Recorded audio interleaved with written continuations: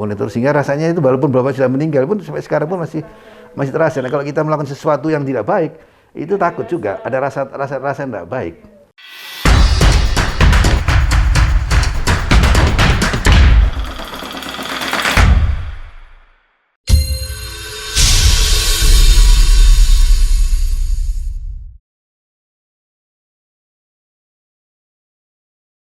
Bismillah, Assalamualaikum warahmatullahi wabarakatuh. Salam sehat, salam sejahtera untuk kita semua. Alhamdulillah berjumpa lagi di STJ TV, mengedukasi, menginspirasi. Di sini saya mendapatkan kesempatan untuk membahas tentang buku Profesor dari Desa Mengabdi di Fakultas Kedokteran Universitas Airlangga. Baik, tanpa berlama-lama lagi, saya akan menyapa narasumber kita. Assalamualaikum warahmatullahi wabarakatuh. Waalaikumsalam. Ya, alhamdulillah saya di sini Rosda Rodiana mendapat kesempatan untuk bisa mengobrol langsung bersama Prof, membedah langsung tentang buku ini. Nah, saya izin untuk langsung menyampaikan pertanyaan ya Prof ya. Ya, monggo, silakan Pak Rosda. Ya, jadi setelah saya baca kemarin, saya sangat tertarik dengan kehidupan masa kecil Prof. Apakah bisa diceritakan bagaimana nilai-nilai yang telah ditanamkan oleh keluarga, silsilah keluarga, bagaimana gitu. Ya, terima kasih. Jadi pertanyaan memang bagus sekali, itu semua sudah saya tulis di situ semua, di buku itu sebetulnya. Jadi begini, jadi saya itu dilahirkan beberapa puluh tahun yang lalu ya, di desa Duyungan, itu di daerah Kota Bojonegoro. Mungkin kalau dari kota Bojonegoro ya lumayan jauh, kira-kira 15 kilo ya. Sudah dilahirkan oleh ibu saya tentunya, ibu saya Nyonya Supinah ya. Ya sekarang usia sudah hampir 94 tahun. Dan bapak saya, Bapak Muswiro Pranoto, beliaunya sudah almarhum. Jadi bapak saya ini sebagai pegawai negeri, sebagai guru SD. Dan saya dilahirkan pada saat itu memang belum ada bidan, belum ada dokter ya, dokter belum ada, sehingga dilahirkan oleh dukun saat itu ya. Dengan dukun, dan hampir semua saudara saya itu, jadi saya 5 bersaudara, saya nomor 2. Dan itu hampir semua saudara saya itu dilahirkan oleh dukun. Yang terakhir saja itu dilahirkan oleh bidan, karena saat itu sudah masa-masa masa baru yang sebenarnya itu sudah ada bidan, sehingga yang terakhir dilahirkan bidan. Saya lain dilahirkan oleh dukun semua. Dan sejak kecil memang saya kehidupan sehari-hari ya, karena di desa tidak ada kegiatan-kegiatan seperti kota, beda sekali lah, kehidupan di desa beda sekali. Pagi ya kita sekolah, kalau sore ngaji, yang tentunya begitu seperti biasa. Dan sekolah saya memang tidak melalui TK, langsung SD, ya langsung SD. Dan karena memang begitu, jadi masuk SD dulu sampai dulu bukan karena umur, tapi karena kalau kita bisa ngukur ini sampai ke, ya itu dianggap bisa lulus gitu ya. Jadi tidak ditanya tentang pelajaran, ditanya tentang apa, enggak, yang penting sudah bisa ngukur, kemudian berani masuk sekolah, ya sekolah gitu aja. Ya jadi itu kalau sore ngaji pasti di Langgar ya, dulu saat itu belum ada masjid, jadi masjidnya agak jauh, jadi kita di Langgar. Sore ya mau maghrib itu di Langgar, kemudian kita belajar ngaji sebentar, kemudian diajar oleh kiai di situ, kemudian kita pulang. Nah, bapak saya biasanya setelah bapak saya juga dari masjid juga biasanya terus menyiapkan lampu, karena lampu kita, karena belum ada listrik, kita belajar pakai lampu petromak. Jadi kalau kehidupan sehari-hari itu lampunya bukan petromak, tapi lampu biasa itu, yang lampu teplok istilahnya, teplok. Tapi kalau pada saat kita belajar supaya lebih terang, pakai lampu petromak gitu. Bapak saya ngajar dipakai. Jadi nyalakan lampu petromak, semua anak-anak semua dikumpulkan bareng-bareng di meja yang besar gitu, belajar bareng-bareng. Ya itu, dan kita memang harus waktu itu harus disiplin waktu. Nggak boleh kita habis ngaji kemudian main-main, nggak boleh. Jadi harus segera pulang di rumah. Kemudian bapak saya sudah menyiapkan lampunya dan mejanya, kita belajar di situ. Dan itu tepat waktu, biasanya sampai jam 9 malam, jam 10 malam itu baru selesai, itu tidur. Kemudian paginya juga begitu, pagi jam 4 atau waktu mau subuh itu sudah bangun. Nah, kalau masih bisa sholat ya sholat tahajud, kalau nggak bisa cuma subuh lah, itu belajar lagi. Belajar ya, kemudian itu kita harus tepat waktu itu. Setiap hari begitu, sampai paling tidak kalau jadi liburnya Sabtu Minggu itu.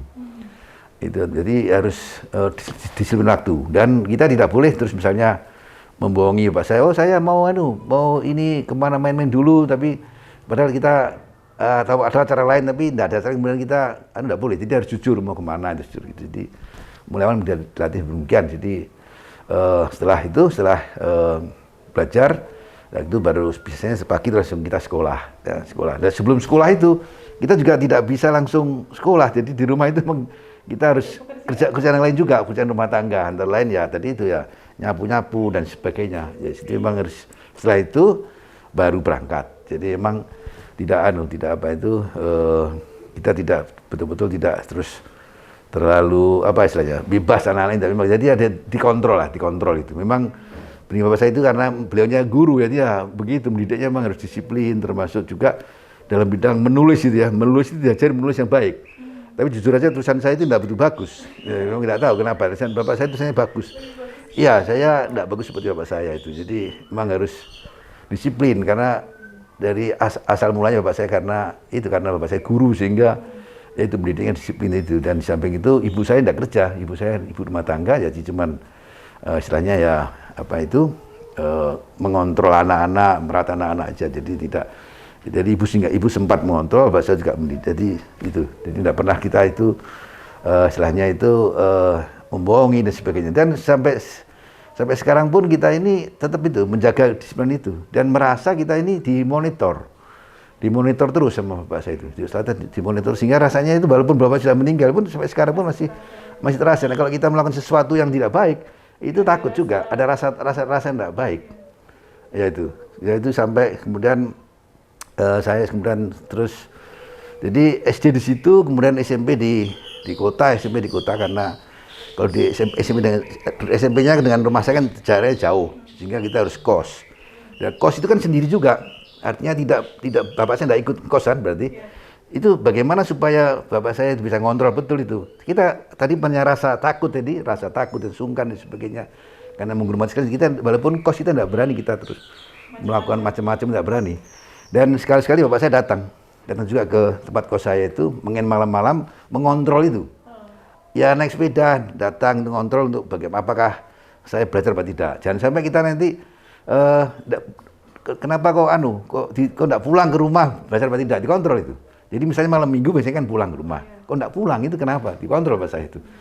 Pulang, kenapa kok enggak pulang anak saya itu? Oh, ternyata memang belajar betul. Nah, biasanya kalau malam minggu kalau ada acara ulangan Seninnya itu saya pulang. Tapi kalau enggak ulangan ya tetap di situ, tinggal di situ. Nah, itu bapak saya terkontrol juga. Kok enggak pulang kenapa itu? Karena kan saya kan enggak bisa lapor terus, besok ulangan enggak bisa begitu. Jadi karena bisa dipercaya, saya tidak lapor terus, tapi dia tetap dikontrol, dilihat belajar betul atau tidak gitu ya. Itu. Baik, Masya Allah sekali. Berarti nilai disiplin dan kejujuran yang memang sudah ditanamkan sejak kecil sehingga bisa membentuk seorang Prof. Toyo ini.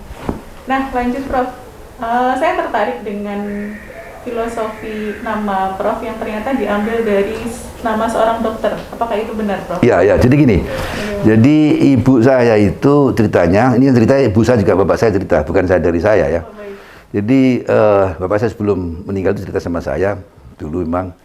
Jadi ibu saya ini pernah sakit.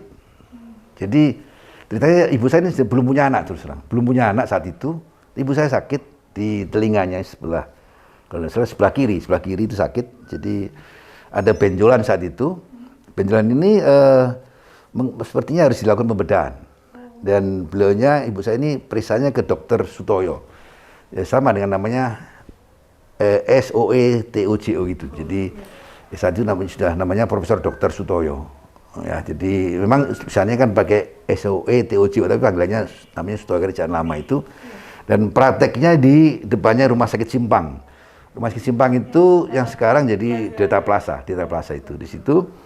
Dan kemudian jadi rutin periksa di situ. Kemudian juga pada saat operasi di Rumah Sakit Simpang juga, yang operasi juga Prof. Sutoyo itu. Nah, beliaunya pada saat, katanya bapak saya cerita itu pada saat ada penjajahan Belanda apa yang kedua ya, itu beliaunya jadi pada saat pada ngungsi, para dokter juga ngungsi. Beliaunya pernah ngungsi di Ponorogo. Nah, bapak saya ngantarkan ibu saya ke saya juga ke Ponorogo. Ya, terus ngungsi ke Malang juga, ikut ke Malang juga, jadi ngontrol ke situ. Sehingga itu menginspirasi bapak saya kalau punya anak tak kasihkan nama Sutoyo itu. Tapi memang saya bukan anak nomor 1, tapi nomor 2. Nomor 1 kakak saya namanya Sumarno.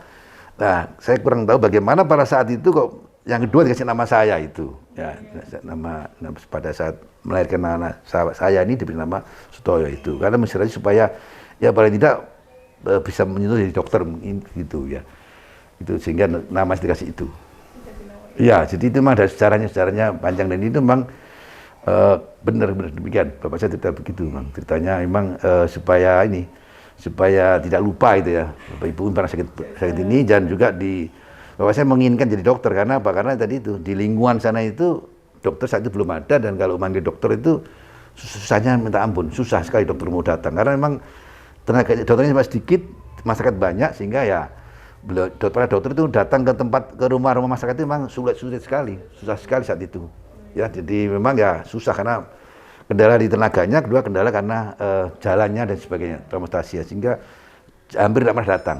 Jadi kalau ada pasien sakit itu pasti harus dibawa ke rumah sakit atau ke yang ada kan rumah sakit saat itu. Puskesmas belum banyak, jadi rumah sakit. Itu pun juga harus pakai zaman dulu katanya bukan pakai mobil tapi pakai dokar. Itu dokar. Atau juga sampai ada juga yang ditandu itu. Jadi saking itu ya betul. Samping itu dokter datang itu sangat sulit sekali lah, dokter ke desa sulit sekali, sehingga Bapak saya mengharapkan bagaimana supaya nanti punya anak dokter itu. Iya.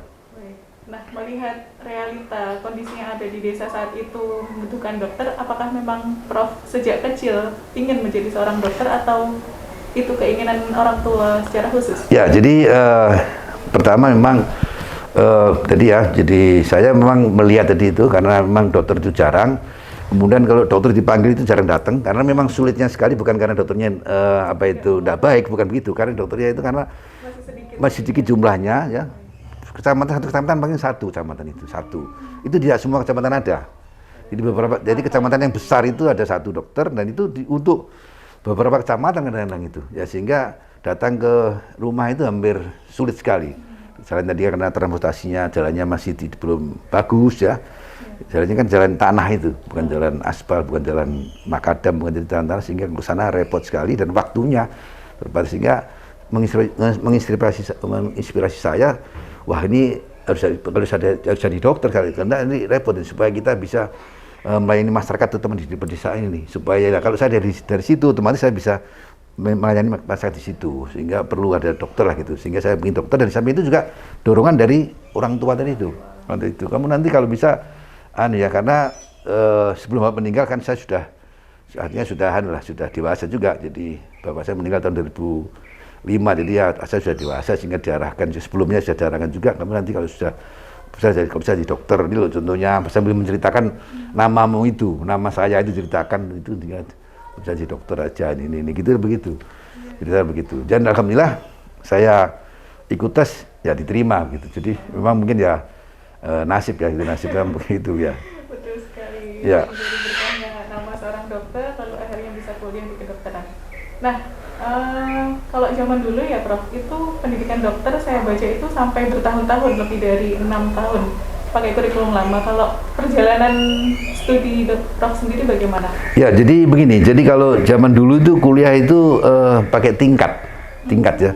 Tingkat 1, tingkat 2, tingkat 3, tingkat 4, tingkat 5, kemudian DM1, DM2. Jadi berarti tingkat 7 kan? 7, ya. 1, 2, 3, 4, 5, 6, 7. Jadi ya, nah itu kalau dihitung tahunnya, itu sebetulnya tidak 7 tahun. 7 tahun 8 bulan. Itu kalau anak itu biasanya lulus terus, jadi 7 tahun 8 bulan baru bisa lulus jadi dokter. Dan itu memang pendidikan tidak seperti sekarang. Memang sekarang ini kan sistem blok ya. Jadi ini kan ada ada gabungan ya. Jadi misalnya tentang bicara masalah nyeri itu kalau sekarang kan macam-macam. Jadi misalnya kita undang dari bagian faal, bagian saraf, bagian misalnya dari bagian neurologi yang nyerinya kenapa, itu bersama-sama kan sistem blok. Kalau dulu enggak, ya kita satu-satu. Jadi kita belajar anatomi zaman dulu itu 2 tahun. 2 tahun betul ya. Sekarang sehingga ya jadi betul memang ya apal sekali lah 2 tahun. Jadi artinya memang beda dengan dulu 7 tahun 8 bulan.